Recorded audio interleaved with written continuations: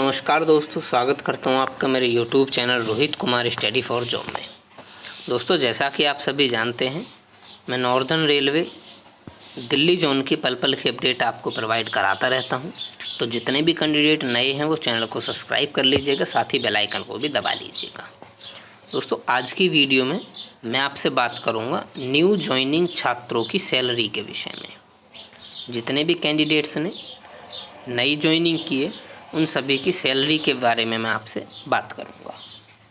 ठीक है, तो दोस्तों हमारा एक टेलीग्राम ग्रुप भी है। आप चाहो तो टेलीग्राम ग्रुप के साथ जुड़ सकते हो। टेलीग्राम ग्रुप का लिंक आपको वीडियो के डिस्क्रिप्शन में मिल जाएगा। टेलीग्राम ग्रुप की खास बात यह है कि इसमें सारे के सारे कैंडिडेट रेलवे ग्रुप डी वाले हैं और नॉर्दर्न रेलवे दिल्ली जोन वाले हैं। तो आप चाहो तो टेलीग्राम से जुड़ सकते हो। ठीक, तो अब दो प्रश्नों की मैं यहाँ पर आपसे बात करने वाला हूँ। बहुत सारे कैंडिडेट के दो प्रश्न हैं। पहली बात तो ये है कि कब आएगी सैलरी। ठीक है जी, सैलरी कब आएगी। तो जितने भी नए ज्वाइनिंग छात्र हैं ग्रुप डी में, उन सभी का ये प्रश्न है कि सैलरी उनकी कब आएगी। तो इस पर बात करेंगे। उसके बाद दूसरा जो प्रश्न है सभी का वो ये बन रहा है मेरे प्यारे दोस्तों, और कितनी सैलरी आएगी, यानी जो हमारी सैलरी होगी वो लगभग कितनी होगी, ये सवाल है। ठीक है जी, चलिए। तो सबसे पहली बात, जो नए छात्र हैं अभी तक उनकी कोई सैलरी नहीं बनी है दिल्ली डिवीज़न के अंदर। ठीक है जी, मैं दिल्ली डिवीज़न की बात कर रहा हूँ, अन्यथा और डिवीज़न में शायद आ गई हो सैलरी, मैं कंफर्म नहीं हूँ। बाकी दिल्ली डिवीज़न में अभी किसी भी कैंडिडेट की जो नए ज्वाइनिंग करी है रेलवे ग्रुप डी में, उनमें से किसी की भी सैलरी नहीं आई है। ठीक है जी, आपको एक एनपीएस नंबर मिलता है, एक एम्प्लॉय नंबर मिलता है। जब वो आपको मिल जाएंगे एनपीएस नंबर, एम्प्लॉय नंबर, तब से आपकी सैलरी बनना स्टार्ट होगी। अब वो कब मिलेंगे, तो अब मैं आपको बताता हूँ सबसे पहले प्रश्न का जवाब कि कब आएगी सैलरी। देखिए, एनपीएस नंबर आपका होता है एक, एम्प्लॉयमेंट नंबर आपका होता है एक, वो एपीओ अधिकारी जो होते हैं उनके पास से डॉक्यूमेंट हो करके आएगा, तब आपके वहाँ पर भेजा जाएगा। नहीं, कुल मिलाकर के पहले क्या होता था, पहले मैनुअली होता था। पहले यहाँ से आपने ज्वाइनिंग किया, आपने जहाँ पर ज्वाइनिंग किया है वहाँ के जो बाबू होते थे, वो बाबू एक लेटर लिख करके डीआरएम को भेज देते थे, और आपकी सैलरी का जितना हिसाब किताब होता था उसको लिख करके अगले मंथ उसको भेज दिया करते थे डीआरएम को। और वहीं से आपकी जो सैलरी है, वहीं से आपका जो ये एम्प्लॉयमेंट नंबर वगैरह ये सब जनरेट हो जाता था, और सैलरी आपकी जो बाबू लोग हैं वो बना करके वहाँ पर डाटा भेजते थे। तुरंत आपकी अगले महीने से ही सैलरी आना स्टार्ट हो जाया करती थी। पहले ये वाला प्रोसेस अप्लाई हुआ करता था, यानी सारा जो सिस्टम था वो बाबू के हाथ में हुआ करता था। लेकिन अभी जो सिस्टम है ये बना दिया है कि जो एम्प्लॉयमेंट नंबर है, एनपीएस नंबर है, वो बाबू जनरेट नहीं कराएगा। अब आपको अपने डॉक्यूमेंट अपलोड करने पड़ेंगे। आप सबने अपने डॉक्यूमेंट अपलोड करे होंगे, 5 चीज़ें अपलोड करी होंगी आपने। आधार कार्ड कैंसिल चेक हुआ, एनपीएस फॉर्म होगा उसमें, ठीक है ना, और एक उसमें शायद कैरेक्टर सर्टिफिकेट वगैरह होगा, और एक और चीज़ होगा उसमें बैंक वगैरह की डिटेल्स जो होंगी। तो ये 5 चीज़ें आपने उसमें अपलोड करी होंगी। अप्रॉक्स इनमें से 1-2 चीज़ मिसिंग, मैं कुछ भूल गया हूँ, आगे पीछे ऊपर नीचे गलत। तो कुल मिला के 5 चीज़ें आपको डॉक्यूमेंट जो थे वो अपलोड करने थे आपको अपनी HRMS ID पर। और जब वो आप अपलोड कर देंगे उसके बाद वो जाएंगे वहाँ पर जिन्होंने आपका डीवी कराया था। ठीक, वो वहाँ से उसको सबमिट करेंगे, चेक करेंगे, चेक करने के बाद वो आगे भेजेंगे एक अपने सीनियर अधिकारी के पास में। अब ये सीनियर अधिकारी उसको वेरीफाई करके भेजेंगे एपीओ अधिकारी के पास में। एपीओ अधिकारी भी उसको वेरीफाई करेंगे, और यहाँ से एक जगह और जाता है, मुझे वो कंफर्म नहीं है कहाँ जाता है, तो वहाँ जाएगा एक बार। वहाँ से इस पर जो डिजिटल सिग्नेचर वगैरह ये सब कुछ कंप्लीट हो करके, और ये वापस आ जाएगा एपीओ के पास में। एपीओ साहब इस पर सिग्नेचर इनके ऑटोमेटिकली डिजिटल होते हैं, मैंने आपको बता ही दिया है। तो वो यहाँ से हो करके आ गए। एपीओ साहब उसको फिर फाइनल सबमिट करेंगे, और फाइनल सबमिट करके वापस पहुंच जाएगा ये आपके उन अधिकारियों के पास में, ठीक है।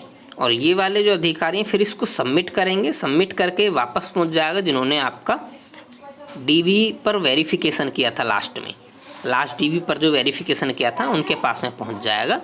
और उनके पास से अब यहाँ से ये फॉरवर्ड करेंगे इसको आपके बाबू के पास में जहाँ पर आपने ज्वाइनिंग करी है यहाँ पर, ठीक है। तो यहाँ पर जब ये पहुँच जाएंगे, यानी ये वाला प्रोसेस पूरा कंप्लीट होने के बाद जब ये यहाँ आ जाएगा तब आपकी सैलरी बनना स्टार्ट हो जाएगी। मेरी बात आप समझ गए। तो ये जो बीच का प्रोसेस है ये पहले नहीं होता था, समझ रहे हैं जी आप मेरी बात। ये वाला जो प्रोसेस है ये पहले नहीं होता था, ये सारा प्रोसेस ये अभी से होने लगा है इसी ज्वाइनिंग में, ठीक। तो इतना प्रोसेस ये बढ़ गया है, इतना प्रोसेस बढ़ गया है, इसीलिए ऐसा है कि अब ये जो टाइम है आपका वो ज़्यादा लग रहा है। तो बाबू लोगों के पास अभी आपकी कोई इन्फॉर्मेशन नहीं, कोई पावर नहीं सैलरी के बारे में, लेकिन हाँ जैसे ही एम्प्लॉयमेंट नंबर बन जाएगा फिर ये सब कुछ बाबू लोगों के हाथ में आ जाएगा। मेरी बात आप समझ पाए होंगे यहाँ तक। तो इस प्रोसेस को कंप्लीट होने में अभी मैं गया था DRM, तो वहाँ पर मुझे पता चला कि यहाँ से फाइल यहाँ भी पहुँच गई है और यहाँ से आगे भी पहुँच गई है, लेकिन यहाँ से आगे का कोई मुझे डाटा नहीं मिल पाया। मेरी बात आप समझ पाए, यहाँ से आगे का कोई डाटा नहीं मिल पाया अभी, यानी फ़ाइल यहाँ पर आपकी अटकी हुई है इन दोनों जगह पर। अभी दोनों में से मुझे नहीं पता किस जगह पर, लेकिन इन दोनों जगह में से किसी एक जगह पर अभी फ़ाइल अटकी पड़ी है, यहाँ से रिटर्न वापस नहीं हुई है आपकी। इसीलिए अभी तक एम्प्लॉयमेंट नंबर नहीं मिल पाया है, ना ही कुछ मिल पाया है, इसीलिए अभी तक आपकी सैलरी भी नहीं आ पा रही है। मेरी बात आप समझ पाए हैं। ये जो प्रोसेस है ये ऑटोमेटिकली होगा, इसको आप खुद जा कर के नहीं करा सकते। मेरी बात आप समझ रहे हैं। तो इसमें थोड़ा सा टाइम लगेगा, तो मुझे लगता है आपकी करीब 2 महीने की सैलरी भी नहीं आएगी। जब तीसरा महीना होगा तो आपके 3 महीने की सैलरी एक साथ आएगी। सबसे पहली बात आप समझ पाए होंगे मेरी बात को। मैंने क्या समझाया कि आपके 2 महीने की भी सैलरी आने के चांस जो हैं वो बहुत कम है। हो सकता है आ जाए, लेकिन चांस क्या है मेरे प्यारे दोस्तों, बहुत ही कम है 2 महीने की सैलरी आने के। आपको 3 महीने, अगर आपकी ज्वाइनिंग को लगभग 3 महीने हो गए तब आपके चांस है कि आपकी सैलरी 3 महीने की आएगी। समझ पाए जी मेरी बात। इतनी सी बात आप समझ पाए होंगे। अब समझते हैं दूसरा प्रश्न कि सैलरी कितनी आएगी।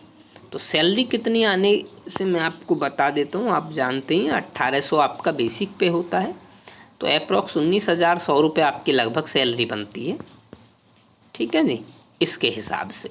तो ये तो आपका हुआ बेसिक पे,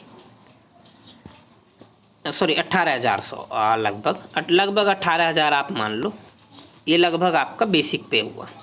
आप इसी में मान लो इसको, ये 18,100 रुपये होता है, वैसे लगभग 18,000 आपका बेसिक पे हुआ। अब जिनकी ज्वाइनिंग दिल्ली के अंदर हुई है उनका 30% HRA मिलता है, तो 5400 रुपये उनका HRA मिलेगा, ठीक है जी। ये करीब 23,400 के अप्रॉक्स आपकी राशि पहुंच जाएगी, 23,500 के लमसम। इसमें आपको फर्स्ट टाइम ड्रेस अलाउंस मिलेगा 5,000 रुपये का, तो ये करीब 28,500 की राशि आपकी पहुंच जाएगी। इसके अलावा इसमें आपको DA वगैरह मिलते हैं, ठीक है। तो अराउंड ऑफ आपकी जो फर्स्ट सैलरी बनेगी वो 30 प्लस ही होगी, 30,000 प्लस। हो सकता है कुछ लोगों को ये ड्रेस अलाउंस अभी ना मिले। अगर ड्रेस अलाउंस नहीं मिलता है तो ये लमसम आपकी जो सैलरी बनेगी अप्रॉक्स 26-27 के अप्रॉक्स बनेगी, 26 प्लस मान के आप चलें। जो फर्स्ट सैलरी आपकी वो करीब इतने बनेगी भाई, ठीक है जी। ड्रेस अलाउंस मिला तो 30 प्लस पहुंच जाएगी, ड्रेस अलाउंस नहीं मिलता है तब ये करीब आपकी 26 के अराउंड ऑफ रहेगी, 26 प्लस या 26 के अराउंड में। तो इतनी आपकी सैलरी आएगी। उम्मीद करता हूँ सैलरी से रिलेटेड जो नए ज्वाइनिंग छात्र हैं वो सभी मेरी बात को समझ पाए होंगे। इसके अलावा अगर आपका कोई डाउट, कोई प्रश्न, कोई डाटा है या कोई विचार है मन में, तो आप कमेंट कर सकते हैं मेरे प्यारे दोस्त। उम्मीद करूँगा आपके उस कमेंट का जवाब देने की। धन्यवाद।